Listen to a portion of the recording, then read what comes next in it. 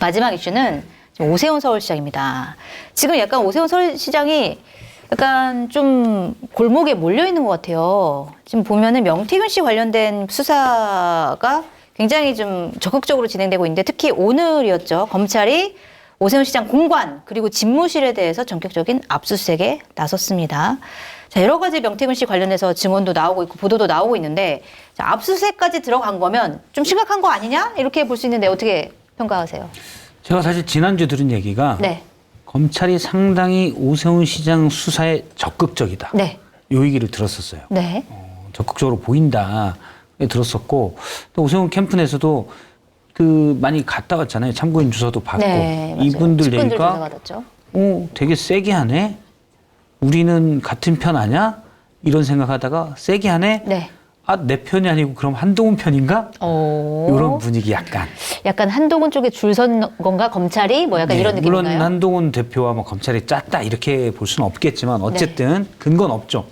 근데 혹시 그런 거 아닌가 뭐 이런 생각도 하는데 근데 어차피 명태균 씨 논란은 털고 가야 된다. 난 이렇게 만약 압수수색에서 뭐가 나온다. 네. 그러면 현재까지 나와 있는 걸로는 저는 오세훈 시장 측의 해명도 일견 설득력은 있다고 봐요. 네. 뭐냐면 나는 모르고 당시에 여론조사를 하고 그런 게 김종인 비대위원장이나 이준석 대표는 어쨌든 안철수 의원보다는 오세훈 시장 측에 좀 더 무게를 뒀거든요. 네. 그러니까 오세훈 시장도 당연히 본인이 하고 되고 싶겠죠. 단일화 후보가. 그게 21년 4.7 보궐선거 때 서울시장 보궐선거 때 얘기인데 되고 싶겠지만 다른 당 지도부들도 이분이 낫다. 이렇게 생각하고 있었는데 명태균 씨가 이분한테 지시를 받고 했을 수도 있죠. 네. 이쪽으로 얘기를 듣고 했을 수도 있고 김한정 회장도 이쪽을 좀 더 알고 명태균 씨 보니까 김종인 이준석하고도 친하네. 내가 이쪽도 그러면 줄을 대놔야지. 이랬을 수도 있죠. 근데 만약에 이쪽 오세훈 캠프에서도 마냥 알고 있었던 정황, 예를 들어 여론조사비를 대납했다든지 네. 이런 게 나오면은 타격이 있고. 이게 오늘 나온 뉴스 보면은 강철원 전 서울시 정무부시장이 서울시장 보궐선거에 대한 여론조사 설문지를 명 씨와 서로 주고받은 정황이 나왔다. 이런 보도가 나왔거든요. 그게 지금 나왔는데 네. 1월 20일인가요? 그때 처음 21년 1월 20일인가요? 오세훈 시장 측과 명태균 씨가 처음 만나요. 네. 명태균 씨 주장에 따르면 4번을 만나는데 20일, 23일, 28일 그리고 2월 중순인가 됩니다. 네. 오세훈 시장이 여기에 대해서 뭐라고 설명했냐면 처음에 봤을 때는 이분이 좀 많아 김영선 의원이 해서 봤는데 뭐 숫자가 사기로 나오더라고. 2번 만났고 이 뒤에 있는 것들은 헤어지는 과정이었다라고 얘기를 해요. 근데 지금 말씀하신 강철원 당시 정무부 시장과 네. 명태균 씨가 설문지를 주고받은 기간이 그 앞부분에 해당돼요. 네. 그러니까 이제 오세훈 시장 측에서 그거를 처음엔 난 얘가 괜찮은 줄 알았지. 하려고 하다가 그래서 뒤에 안 그때 한 거다. 얘기한 건 맞아. 근데 알고 보니까 얘가 숫자 갖고 장난치는 것 같아서 멀리 했어. 이렇게 했기 때문에 해명을 할 수가 있는 거죠. 네. 그게 맞냐 어떤 간에 이제 검찰 수사를 통해서 밝혀져야 되는데 해명을 할 수 있고 그래서 저는 명태균 씨 관련돼서는 대선 전까지 결과가 나오지 않는다면 네. 이거는 그냥 공방만 있을 가능성. 대신 처음부터 나왔을 때부터 오세훈 시장은 일단 손해는 보는 거죠. 근데 막 더 커질 가능성은 현재로서는 적다고 보고 결정적인 건 저는 토지거래 허가고요.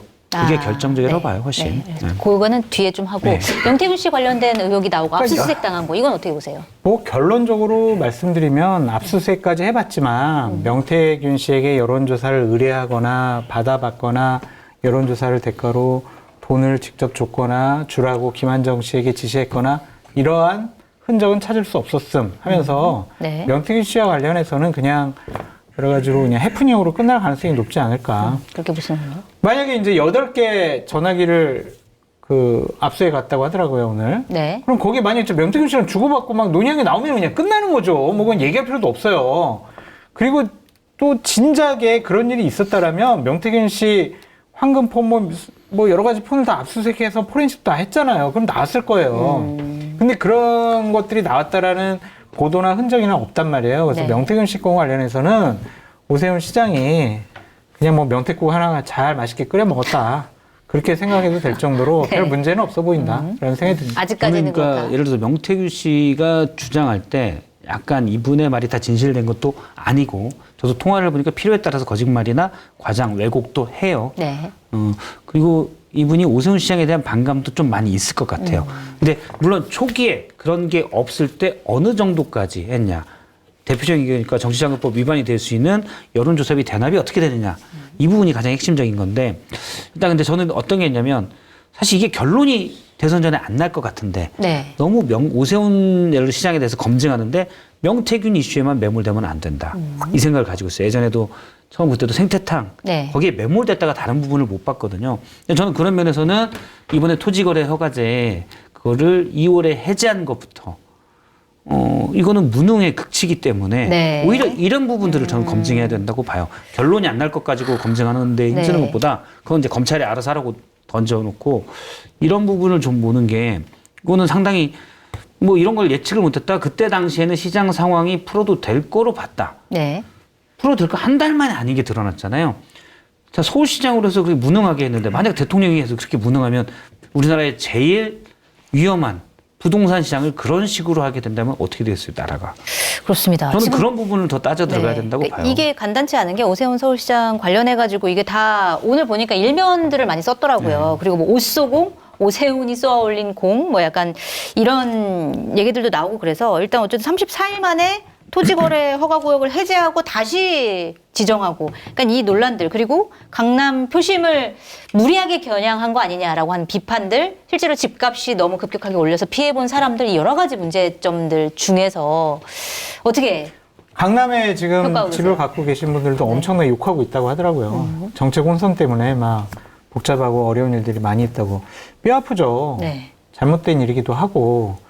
박성태 실장님 말씀하신 것처럼 오세훈 시장이 무능 프레임의 가치를 가능성도 높아 보인다. 네. 안 했으면 좋았을 일을 해가지고 본인이 유능한 행정가의 이미지를 계속 주고 왔었는데 그 부분이 탄핵당한 것은 상당히 앞으로 대선 가도에 장애물과 걸림돌로 작용할 수가 있는데 좀 다르게 생각을 해보면 유연한 리더십을 가진 부분은 재평가가 될 수가 있지 않을까 네. 그런 생각을 해봐요. 어느 부분이 유연한 거? 그러니까 윤석열 대통령 같은 경우에는 자기 고집을 꺾지 않았잖아요. 그냥 자기가 옳다고 믿고 한번 주입된 거는 그냥 주위에서 막 뭐라고 해도 듣지도 않고 그냥 막 밀고 나가잖아요. 의대 정원과 관련해서도 그러면 안 돼요. 잘못됐어요. 좀 뭐 줄이든가 다시 논의하든가 뭐 다시 뭐 조치가 필요합니다. 와 필요 없어요. 그냥 2,000명 와 이래버리잖아요.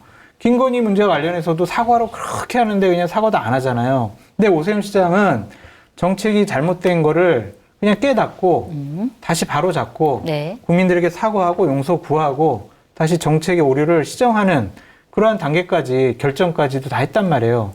본인 엄청나게 비판받을 거 본인도 알 거예요. 감수하고서 고친 거다. 그건 대단히 용기 있는 행위예요. 그냥 뭐 규제 혁파해야죠. 규제 개혁해야 됩니다. 토지거래 허가제 대한민국 21세기 자유민주주의 국가에서 그게 맞습니까? 이러면서 그냥 쫙 밀고 나갈 수도 있었단 말이에요. 근데 여러 가지 부작용이 나오니까 정책 실패에 대한 잘못을 인정하고 용기 있게 고백하고 수정하고 이런 리더십이 오히려 윤석열 정권 이후에 재평가를 받고 대권주자 오세훈의 또 장점으로 평가될 수 있지 않을까 그런 생각도 해봅니다. 동의하세요? 저도 대선 주자 또 대통령이 되고 싶어하는 사람들이 자신의 잘못에 대해서 반성하고 유연하게 돌리는 건 상당히 중요하다고 봐요. 왜냐하면 지금 우리가 이제 대선 주자 막 이런 분들은 대부분 센 캐들이거든요. 절대 굽히지 않습니다. 네.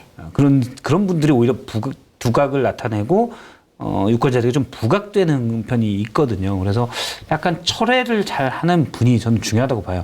그런 면에서 장 소장님 말씀하신 거 제가 동의하는데 근데 그게 저도 그래서 처음에 오세훈 시장이 토지거래 허가 구역을 다시 지정했다고 했을 때 쭉 비판하고 90% 정도 비판하고 10% 빠르게 다시 지정한 건 잘했다 했거든요. 네. 딱 그 정도라고 봐요. 무능이 90%가 나왔고 네. 유연하게 대처한 거 그건 딱 10% 10% 잘했다. 근데 이번 건 전체로는 이 부동산 시장이란 가장 위험한 거에 대해서 이 90의 무능이 해를 많이 끼쳤다. 저는 그렇죠. 토지거래 허가구역을 해제하는 게 출산율에도 예를 들어서 뭐 0.05%는 영향을 미칠 수 있다고 봐요. 네. 왜냐면 집값이 한번 올라가잖아요. 매도효과가. 매도효과가 올라가면 잘 안 떨어집니다. 외부 충격이 있어야 이게 떨어져요. 왜냐면 이게 얼마에 팔렸는데 내가 여기서 송파에 30억에 옆집은 팔렸는데 25억에 절대 안 해놓습니다. 29억 잘하면. 네. 뭐 확 올려놓으면 아주 오랫동안 이게 해악이 큽니다. 네. 그렇겠네요. 그래서 그러면 이게 어느 정도의 파장을 미칠 것이냐. 예를 들어서 지금 오세훈 서울시장이 사실은 탄핵 찬성파 중에서는 그래도 이렇게 지지율이 좀 높은 편이었는데 물론 본인이 탄핵 찬성은 아니다 뭐 이렇게 약간 말을 바꾸고 있긴 하지만 저는 그게 더 뼈 아프다고 보는 거예요. 그래요. 그 말을 그것도 바꾸는 좀 게? 문제예요. 네. 그러니까 정책의 실패와 관련해서는 네. 어쨌든 정책 담당자들이 뭐 조금 더 확실하게 관계기관과 협의하고 논의해가지고 정책을 처음부터 잘 결정하면 좋겠지만 예상치 않은 변수와 부작용이 나온 것을 바로 잡은 것은 그나마 잘했다고 생각이 드는데 네. 이거는 탄핵을 찬성한 거는 아니에요. 살펴봐 주세요. 당론으로 추진해서 뭐 헌재에서 판단받아 보라는 거지. 뭐 제가 무슨 탄핵 찬성했겠습니까? 이렇게 말 바꾼 것처럼 느껴지거든요. 네. 우리가 오세훈 시장이 국민의힘 대선 후보가 되면 오세훈, 유승민 정도가 중도 외연 확장이 있을 거야. 경쟁력이 더 있는 거야. 그러니까 다른 김문수, 홍준표보다는 오세훈, 유승민이 나가는 게 국민의힘이 대선 가능성이 좀 더 높아져. 이렇게 생각을 했는데 지금 얘기하는 거는요. 거리에서 윤석열 대통령을 극렬하게 옹호하는 그런 사람들. 김남윤하고 다른 얘기가 아니에요. 똑같은 얘기를 한단 말이에요. 네. 그러면 대선 후보가 되더라도 중도층이 뭐야? 윤석열 대통령 탄핵 반대한 사람이야? 그럼 찍을 수 없지. 이렇게 될 수가 있거든. 그래서 저는 오히려 토허가제보다 이 부분이 저는 나중에 본선 들어가면 훨씬 더 뼈아픈 네. 실책 중에 하나다. 그렇게 좀 생각이 드는 거예요. 그래서 그 인터뷰를 왜 하냐고요. 그리고 인터뷰하고 왜 그런 발언을 왜 하냐고요. 그냥 우리 국민의 바람대로 한번 저도 차분하게 지켜보고 있습니다. 그 정도 하면 이렇게 되는데. 원론적으로 얘기하면 되지. 그걸 구구절절 해가지고 한 15문장 되던데 얼마나 없어 보여요. 참 구차스럽고. 그 참모들이 저는 그런 인터뷰를 한 거, 그러한 답변을 준비하도록 한 거, 이거 다 잘못됐다. 문제다. 그런 생각이 드는 거예요. 오히려 그게 더 전더 문제예요. 치명적이다. 네. 알겠습니다. 어떻게 보세요? 저는 이제 부동산 문제가 가장 크고 네. 말씀하신 탄핵 찬성과 반대를 오락가락한다. 이것도 비등비등하게 비등비등하게 문제가 있다. 문제가 있다. 네. 예. 사실은 대한민국을 이끌겠다고 하는 사람들이면 철학이 있어야 되잖아요. 네. 그런 철학의 빈곤을 보여주는 것이어서 자꾸 구차한 변명들이 나오고 그래서 상당히 지지층을 확보하는 데는 손해다. 네, 라고 봅니다. 알겠습니다. 자, 어쨌든 뭐 윤석열 대통령의 탄핵 선고가 결과가 나와야 뭐 조기 대선이 실시되든 말든 하는데 그때 상황에서 여권 대선 주자들이 어떤 방식으로 서로를 경쟁하고 어떤 얘기를 할지 좀 지켜보도록 하겠습니다.